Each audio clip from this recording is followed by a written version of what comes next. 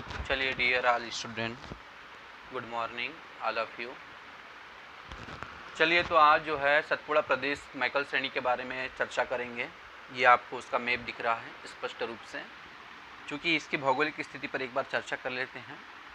सतपुड़ा प्रदेश का जो निर्माण है, इस प्रदेश का निर्माण जो है आर्कियन धारवाड़ युगीन चट्टानों से या लावा निर्मित चट्टानों से क्या हुआ है, इस पठार का निर्माण माना जाता है। और यहाँ पर तीन प्रकार की जो चट्टानें आई हैं, एक तो आर्कियन आई है, दूसरा धारवाड़ और तीसरा लावा निर्मित चट्टानें। ये होती क्या है? आर्कियन का मतलब होता है इस सतपुड़ा मैकल श्रेणी में लाल पीली मिट्टी का बहुलयात देखने को मिलता है, यानी क्षेत्र देखने को मिलता है। धारवाड़ का मतलब होता है कि लाल पीली मिट्टी से निर्मित बना यह सतपुड़ा मैकल श्रेणी। लावा निर्मित का मतलब होता है गहरी काली मिट्टी, और यहाँ काली मिट्टी का विस्तार पाया जाता है। उसके बाद यह पठार मध्य प्रदेश में कुल इसका क्षेत्रफल देखा है तो 34,000 वर्ग किलोमीटर इसका कुल क्षेत्रफल है। इसका उत्तरी अक्षांश यदि देखा जाए तो 21 डिग्री 30 मिनट से लेकर 23 डिग्री 10 मिनट तक उत्तरी अक्षांश। पूर्वी देशांतर विस्तार देखा जाए तो इसका 74 डिग्री 30 मिनट से लेकर 81 डिग्री पूर्वी देशांतर इसका विस्तार है। समुद्र तल से इसकी जो दूरी है, ये उठा हुआ कितना है तो 400 मीटर से लेकर समुद्र तल से 600 मीटर तक के इसका जो है समुद्र तल से इसकी प्रमुख दूरी है या ऊंचाई है। उसके बाद में यह 3 श्रेणी में बटा है। पहला तो है राजपीपला की श्रेणी, जो कि आपको जो दिख रही है, ये पश्चिमी क्षेत्र में आता है राजपीपला की श्रेणी सतपुड़ा मैकल श्रेणी में। और दूसरा है इसका मध्य सतपुड़ा क्षेत्र, जो कि एकदम मध्य में बीचों बीच में स्थित है। और इस मध्य सतपुड़ा श्रेणी के अंतर्गत इस पठार की सतपुड़ा मैकल श्रेणी की सबसे ऊंची चोटी है धूपगढ़। ये एग्जाम में पूछा गया पीएससी में, ठीक है ना। पीएससी में सर्वाधिक बार पूछा जाने वाला सवाल है कि मध्य सतपुड़ा क्षेत्र के अंतर्गत सर्वोच्च चोटी है धूपगढ़, जो कि 1350 मीटर ऊंची चोटी है। और इस धूपगढ़ चोटी का जो है किस पर्वत में आता है, तो ये भी सवाल पीएससी में पूछा गया था। तो यह महादेव पर्वत श्रेणी के अंतर्गत में स्थित है। एक बार पुनः देख लीजिए, मध्य सतपुड़ा श्रेणी जो कि मध्य में स्थित है सतपुड़ा मैकल श्रेणी, और इसकी सर्वोच्च ऊंची चोटी है धूपगढ़, जो कि 1350 मीटर ऊंची चोटी है, जो किस पर्वत में आती है तो महादेव पर्वत में स्थित है। और भी यहाँ एक चोटी है चौरागढ़ की चोटी, जो कि द्वितीय चोटी है।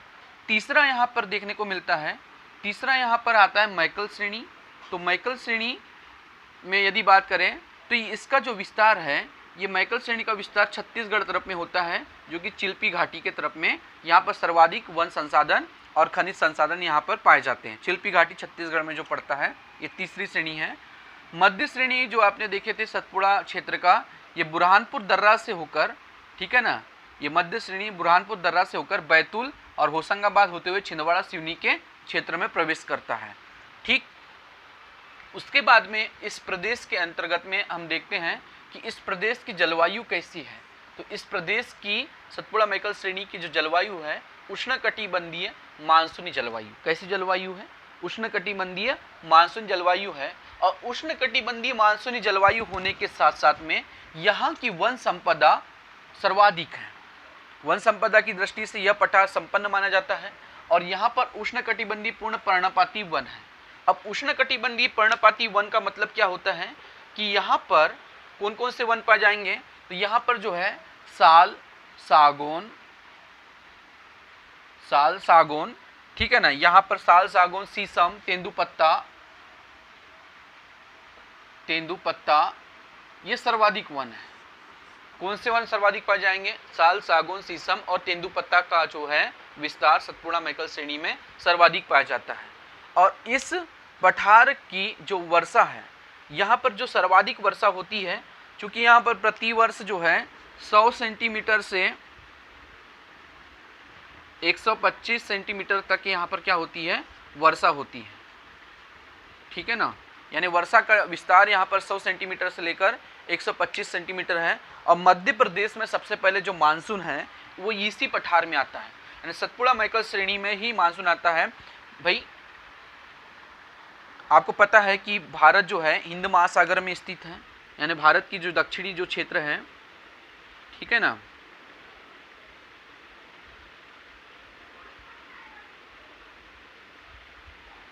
ये भारत है और यहाँ पर जो है हिंद महासागर है।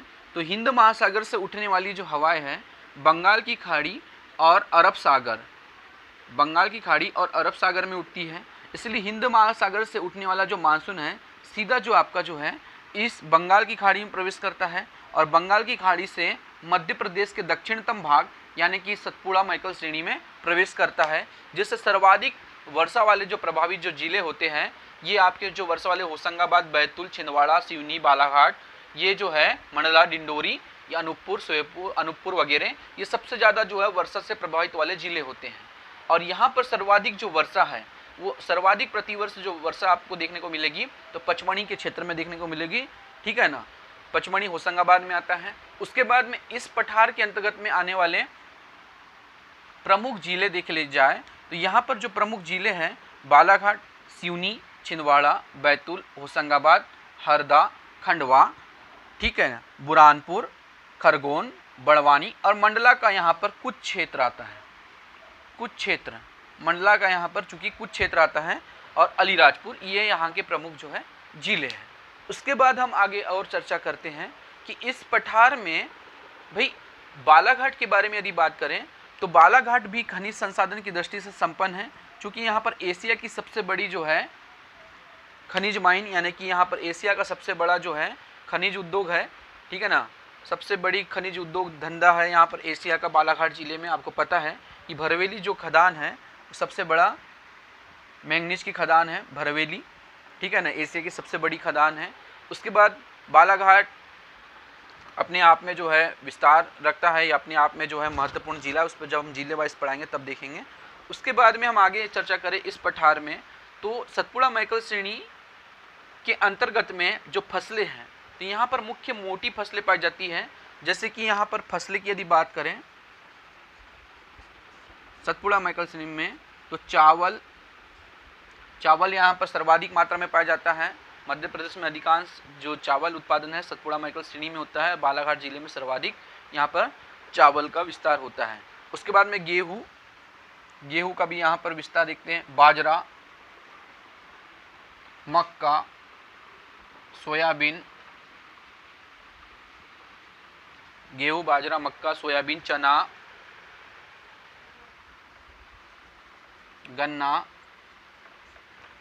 गन्ना, कपास, मिर्ची, कपास और मिर्ची, ये यहाँ की प्रमुख क्या होती है फसलें होती है, ठीक है ना।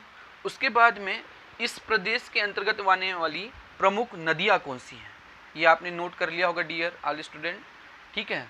उसके बाद में इस पठार के अंतर्गत में आने वाली प्रमुख नदियाँ देख लेते हैं कि यहाँ पर नदियाँ कौन कौन सी हैं। तो यहाँ पर जो नदी है यहाँ पर है नर्मदा, ताप्ती, वैनगंगा, ठीक है, वर्धा, ये यहाँ की प्रमुख जो है नदियाँ हैं, इस प्रदेश की प्रमुख नदियाँ हैं। दूधी, पेंच, ये जो है पेंच वगैरह नदी भी आती है, पेंच छिंदवाड़ा में जो चलती है, ठीक है। तो नर्मदा नदी का विस्तार इस सतपुड़ा मैकल श्रेणी में मिलता है। ताप्ती को सूर्य भगवान की पुत्री कहा जाता है, ठीक है, यह मध्य प्रदेश की दूसरी बड़ी नदी है। उसके बाद वैनगंगा, इसका विस्तार जो है बालाघाट जिले में देखने को मिलता है, सिवनी बालाघाट में, ठीक है ना। वर्धा, ये जो है वैनगंगा वर्धा जो है नागपुर भंडारा में होते हुए निकलती है, पेंच छिंदवाड़ा में। तो यहाँ की ये प्रमुख नदियाँ हैं। उसके आगे में हम अगर बात करें तो यहाँ पर जो है इस प्रदेश में खनिज संसाधन की दृष्टि से काफ़ी संपन्न है, क्योंकि मैंगनीज का जो सर्वाधिक जो खनिज संसाधन है मैंगनीज आपका बालाघाट में सर्वाधिक मैंगनीज पाया जाता है। उसके बाद में बालाघाट में तांबा, यानी कि तांबा जो है बालाघाट के साथ साथ जो है तांबा का जो सर्वाधिक जो है यहाँ पर आपको तांबा जो मिलेगा, छिंदवाड़ा में भी तांबा का उत्पादन सर्वाधिक होता है। जिप्सम का भी जो आप देखें तो जिप्सम जो है बालाघाट बैहर में होता है, बालाघाट बैहर में जिप्सम की मात्रा सर्वाधिक होती है। उसके बाद में अगर आगे बढ़े तो टीन या ग्रेफाइट, ग्रेफाइट या टीन यदि कहीं उत्पादन होगा उद्योग धंधे में, तो ग्रेफाइट, आपको पता है कि ग्रेफाइट का उपयोग पेंसिल में होता है। ग्रेफाइट और टीन सर्वाधिक जो उद्योग हैं या खनिज संसाधन हैं वो बैतूल जिले में मिलते हैं, ठीक है ना। उसके बाद में अगर आगे अपन चलें तो और भी यहाँ पर बहुत सारे जो खनिज संसाधन मिलेंगे, ठीक है। अब जनजाति देख लेते हैं कि इस प्रदेश की प्रमुख जनजाति कौन कौन सी है। तो इस प्रदेश के अंतर्गत में आने वाली प्रमुख जनजाति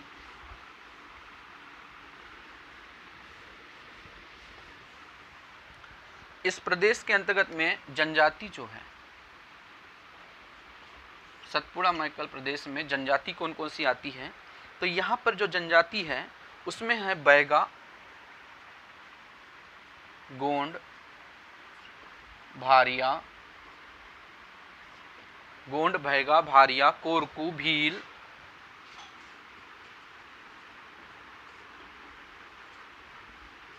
ठीक है ना।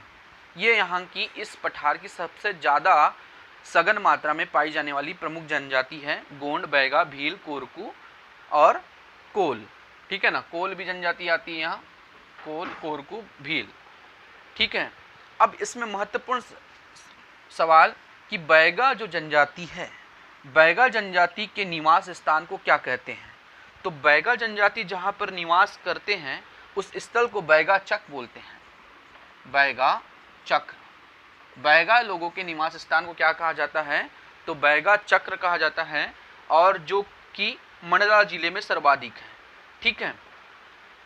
उसके बाद में यदि आगे बात करें कि कोरकू जनजाति सर्वाधिक कहाँ निवास करती है, तो मध्य प्रदेश में कोरकू जनजाति सर्वाधिक करती है बैतूल में। मध्य प्रदेश में कोरकू जनजाति का विस्तार कहाँ पाया जाता है, तो कोरकू जनजाति का विस्तार सर्वाधिक कहाँ पाया जाता है, बैतूल में। भारिया जनजाति मध्य प्रदेश में सर्वाधिक कहाँ पाई जाती है, तो आपको पता है कि छिंदवाड़ा का एक प्रमुख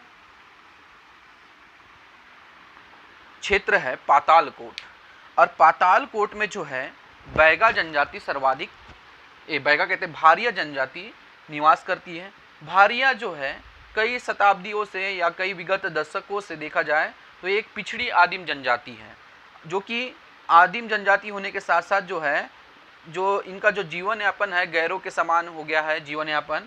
और भारिया जनजाति जो कि छिंदवाड़ा के कहाँ पर पाई जाती है, तो पातालकोट में। कहाँ पर है निवास करती है, तो पातालकोट, जो कि मध्य प्रदेश का सबसे गहरा स्थान है। मध्य प्रदेश का सबसे गहरा स्थान कौन सा है, पातालकोट। पातालकोट कहाँ पर आता है, तो छिंदवाड़ा में आता है, और छिंदवाड़ा में ही जो है भारिया जनजाति यहाँ पर निवास करती है, आदिम रूप से निवास करती है, इसलिए इसे आदिवासी के नाम से भी जाना जाता है। उसके बाद में जो बैतूल में हमने कोरकू जनजाति जो बताया आपको, तो कोरकू जनजाति के द्वारा जो त्यौहार या पर्व मनाया जाता है उसको बोलते हैं गुड़ी पड़वा। तो गुड़ी पड़वा का जो त्यौहार है वो कोरकू जनजाति के द्वारा जो है मनाया जाता है बैतूल में, ठीक। उसके बाद में और भी जो यहाँ पर गोंड है, गोंड जनजाति के बारे में तो आप जानते हैं कि मध्य प्रदेश की सबसे बड़ी जाति जो होती है वो होती है भील, यानी कि सबसे ज़्यादा बड़ी जाति है, और भारत की सबसे बड़ी जाति होती है गोंड। अगर एग्ज़ाम में कभी पूछा जाए कि भारत की सबसे बड़ी जाति कौन सी है, तो भारत की सबसे बड़ी जाति होती है, जनजाति होती है या जाति बोलना चाहिए, गोंड होती है। और मध्य प्रदेश की सबसे बड़ी जनजाति कौन सी है, तो मध्य प्रदेश में सबसे बड़ी जनजाति है भील, ठीक है। दोनों सवाल अलग अलग है। एग्जाम में पूछे कि मध्य प्रदेश की इनमें से कौन से सबसे बड़ी जाति है या जनजाति है, तो वो है भील। भारत की सबसे बड़ी जनजाति है तो वो है गोंड। उसके बाद में अगर आगे देखें तो कोल जनजाति के जो पंचायत है, ये जो आपको कोल जनजाति जो दिख रहा है, इस कोल जनजाति के पंचायत को क्या कहा जाता है, ये भी पीएससी एग्जाम में या अन्य एक दिवसीय एग्जाम में पूछा जाता है। तो इसके जो पंचायत को गोहिया भी, कोल जनजाति की पंचायत को गोहिया के नाम से जाना जाता है, पंचायत है ये, ठीक है ना। कोल जनजाति की प्रमुख पंचायत को गोहिया के नाम से भी जाना जाता है, ठीक। अब उसके बाद में और जनजाति विशेष पर अगर हम चर्चा करें तो यहाँ पर और भी जनजाति है, ठीक है ना, पर उनमें से महत्वपूर्ण जनजाति यही है। अगर आपको एग्जाम में पूछा जाए कि भाई इस प्रदेश में सबसे ज़्यादा पाई जाने वाली जनजाति कौन कौन सी है, तो आपको बताना है कि यहाँ पर जो है प्रमुख रूप से जो पाई जाने वाली जनजाति है ये बैगा, गोंड, भारिया, कोरकू और भील और कोल, ये 4-5 जातियाँ जो है यहाँ पर सर्वाधिक सतपुड़ा मैकल श्रेणी में पाई जाती है, जो कि दक्षिणतम भाग है। उनमें से बैगा जनजाति जो कि मध्य प्रदेश की सबसे पिछड़ी और लोकप्रिय जनजाति है, तो बैगा जो आदिवासी दिवस है, अंतर्राष्ट्रीय आदिवासी दिवस, अंतर्राष्ट्रीय आदिवासी दिवस कब मनाया जाता है, ये भी सवाल आता है। तो अंतर्राष्ट्रीय आदिवासी दिवस आपको याद रखना है कि ये 9 अगस्त को मनाया जाता है। अंतर्राष्ट्रीय आदिवासी दिवस 9 अगस्त को मनाया जाता है, क्योंकि यूएनओ के द्वारा जो है इसको मान्यता मिली है मनाने के लिए, इसलिए प्रतिवर्ष 9 अगस्त को जो है अंतर्राष्ट्रीय आदिवासी दिवस के रूप में मनाया जाता है। और उसके बाद में बैगा जनजाति, गोंड, आपको पता है कि गोंड की बहुत सारी उपजातियाँ होती है। गोंड की उपजातियों में मैं जब आपको जनजाति विशेष पढ़ाऊँगा तो उसमें आपको मिलेगी गोंड की होती है, बैगा भी होती है इसकी उपजाति गोंड, फिर इसकी होती है गोंड की ओझा भी होती है उपजाति, प्रधान भी होती है, नगारची होती है, सोलारस होती है। तो ये बहुत सारी उपजातियाँ होती है गोंड की, ठीक है। गोंड में एक होते हैं राजगोंड होते हैं और एक धुरगोंड होते हैं, ये 2 उपजातियों में बटे रहते हैं, एक राजगोंड और एक धुरगोंड। भारिया जनजाति सबसे पिछड़ी जनजाति कोरकू, ठीक है ना, और भील को जो है प्रमुख मानने वाले को इसमें तड़वी भील के नाम से भी जानते हैं। तड़वी भील बोलते हैं, प्रमुख रूप से कट्टरपंथीवादी रहते हैं। तो ये हम जनजाति विशेष जब आगे कार्यक्रम पढ़ेंगे तो उसमें हम आपको बताएंगे कि क्या होता है। उसके बाद में इसी पठार के अंतर्गत में यदि हम चर्चा करें तो सतपुड़ा मैकल श्रेणी के अंतर्गत में जो है यहाँ पर बहुत सारे उद्योग धंधे भी आते हैं, जैसे कि स्याही और सीमेंट उद्योग केंद्र कहाँ है, ठीक है ना, स्याही और सीमेंट उद्योग, ठीक, इसको हटा देते हैं।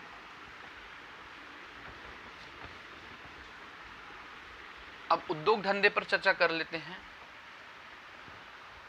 कि इस सतपुड़ा मैकल श्रेणी में कौन कौन से उद्योग हैं। मैंने बताया कि स्याही, ठीक है ना, स्याही और सीमेंट उद्योग कहाँ पर है, तो छिंदवाड़ा में। कहाँ पर है, छिंदवाड़ा, चूँकि इसी पठार का एक प्रमुख क्षेत्र है, जिला है। तो सरकारी कारखाना स्याही उद्योग, ठीक है ना, पेंट या वार्निश बनाने का संयंत्र या वार्निश बनाने का जो कारखाना है या उद्योग धंधा है, पेंट वार्निश स्याही बनाने का सरकारी कारखाना एकमात्र छिंदवाड़ा में है। सीमेंट उद्योग भी आपको यहाँ मिलेगा और यहाँ पर आपको जो है खनिज संसाधन की दृष्टि से आपको यहाँ पर छिंदवाड़ा में खनिज संसाधन देखने को मिलेंगे। उसके बाद में ईट, टाइल्स वगैरह जो है आपको बालाघाट में मिलेंगे। ईट टाइल्स की जो फैक्ट्रियाँ हैं टाइल्स वगैरह की या बम्बूसा क्राफ्ट जिसको बोलते हैं, ये बालाघाट में मिलेंगे, ठीक है ना। उसके बाद में यहाँ पर सतपुड़ा ताप विद्युत केंद्र है जो कि आपका होशंगाबाद में है। फिर सतपुड़ा ताप विद्युत केंद्र कहाँ पर है, तो होशंगाबाद में। होशंगाबाद में सतपुड़ा ताप विद्युत केंद्र पाया जाता है। उसके बाद में इस क्षेत्र में चांदनी ताप विद्युत केंद्र भी है। नेपानगर, आपको पता कि कागज उद्योग नेपानगर बुरहानपुर में है, बुरहानपुर जो कि कागज उद्योग के लिए जाना जाता है, नेपानगर बुरहानपुर, ठीक है ना। नेपानगर प्रिंटिंग प्रेस बुरहानपुर में। सिक्योरिटी पेपर मिल जो यहाँ पर देखें तो ये होशंगाबाद में आती है। सिक्योरिटी पेपर मिल, सिक्योरिटी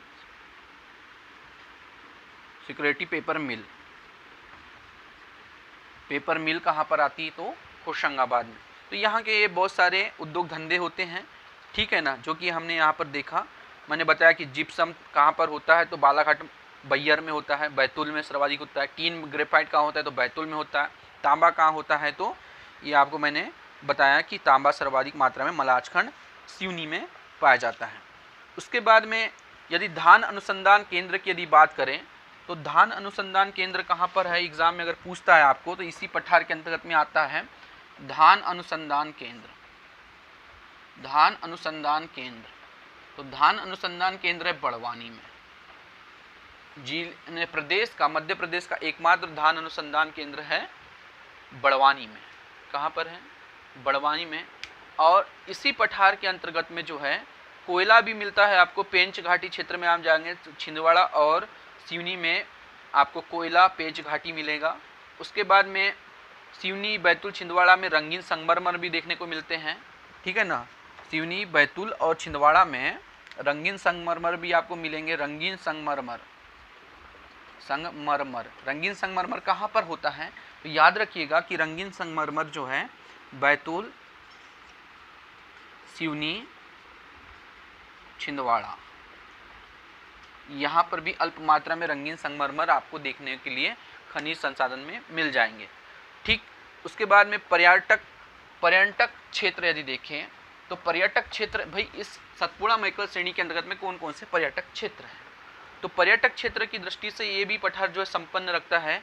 आपने ओंकारेश्वर नाम सुना होगा, ओंकारेश्वर, ये ओंकारेश्वर कहाँ पर है, तो याद रखिएगा कि ओंकारेश्वर है खंडवा में, ठीक है ना। ओंकारेश्वर कहाँ पर है, खंडवा में। 52 गजा मंदिर कहाँ है, 52 गजा मंदिर कहाँ है, तो 52 गजा मंदिर कहाँ है, किसी को पता है क्या। 52 गजा मंदिर पड़ता है बड़वानी में। यहाँ पर पार्श्वनाथ की मूर्ति भी है, पार्श्वनाथ का मंदिर या मूर्ति भी है। मुक्तागिरी कहाँ पड़ता है, तो मुक्तागिरी जैन तीर्थ स्थल है। ये मुक्तागिरी जैन तीर्थ स्थल बैतूल में है। मुक्तागिरी जैन तीर्थ स्थल बैतूल में है। बालाजी का मंदिर कहाँ है, बालाजीपुरम का मंदिर बैतूल में है। ये यहाँ के प्रमुख दर्शनीय स्थल हैं। उसके बाद पातालकोट कहाँ पर है, तो मैंने बताया था कि पातालकोट जो है, पातालकोट कहाँ पर आता है, तो एग्जाम में सर्वाधिक बार पूछा जाने वाला सवाल है छिंदवाड़ा। छिंदवाड़ा में जो है पातालकोट है, जो कि मध्य प्रदेश का सबसे गहरा स्थान है। यहाँ दिन के समय में भी यहाँ पर सूर्य की किरणें नहीं पहुँच पाती है, इतना गहरा स्थान है। उसके बाद में मुमताज़ की कब्र कहाँ है, तो याद रखिएगा चांद बीबी का मकबरा और मुमताज़ की जो कब्र है, चांद बीबी का मकबरा और मुमताज़ की जो कब्र है बुरहानपुर में है। कहाँ पर है, बुरहानपुर में है, ठीक है ना। दक्षिण भारत का जो है उसको प्रवेश द्वार भी कहते हैं, किसको, आपका बुरहानपुर को याद रखिएगा। तो ये यहाँ के प्रमुख जो है दर्शनीय क्षेत्र है। उसके बाद में बुरहानपुर को गजेड़ियों का स्वर्ग भी कहते हैं। बुरहानपुर की यदि बात करें, बुरहानपुर, तो इसको दक्षिण का प्रवेश द्वार, ये तो मोस्ट इंपॉर्टेंट सवाल है मध्य प्रदेश के एक दिवसीय एग्जाम में। उसके बाद गजेड़ियों का स्वर्ग, ठीक है ना, बुरहानपुर को ही बोलते हैं, ठीक है। और यहाँ पर जो है असीरगढ़ का किला भी स्थित है। असीरगढ़ का किला कहाँ पर स्थित है, तो बुरहानपुर में। तो मोस्ट इंपॉर्टेंट सवाल है बुरहानपुर जिले के अंतर्गत, जो कि सतपुड़ा मैकल श्रेणी में आता है। भाई दक्षिण का प्रवेश द्वार कौन सा है मध्य प्रदेश का पूछा जाए, तो दक्षिण का प्रवेश द्वार है आपका बुरहानपुर। गजेड़ियों का स्वर्ग किसे कहते हैं, तो बुरहानपुर। असीरगढ़ का किला कहाँ स्थित है, तो बुरहानपुर। उसके बाद में आगे हम बढ़े तो कपास अनुसंधान केंद्र कहाँ है, तो खरगोन। उसके बाद में निमाड़ का पेरिस किसको कहते हैं, मोस्ट इंपॉर्टेंट, निमाड़ का पेरिस किसको कहते हैं, तो निमाड़ का पेरिस कहते हैं बड़वानी। निमाड़ का पेरिस कहते हैं बड़वानी। सारस लैंड वाला जिला किसको कहते हैं, तो सारस लैंड वाला जो जिला है वो बालाघाट को कहते हैं, क्योंकि यहाँ पर सारसों की संख्या अभी सर्वे के अनुसार सर्वाधिक सारस देखने को मिलेंगे बालाघाट जिले में, तो इसलिए सारस से लैंड के नाम से भी जाना जाता है, ठीक है। उसके बाद में बालाघाट की अगर बात करें तो बालाघाट में सर्वाधिक जो है साल, सागौन, शीशम के यानी कि उष्णकटिबंधीय वन पाए जाते हैं। तो बालाघाट में सबसे पहला वन राज्यिक महाविद्यालय, वन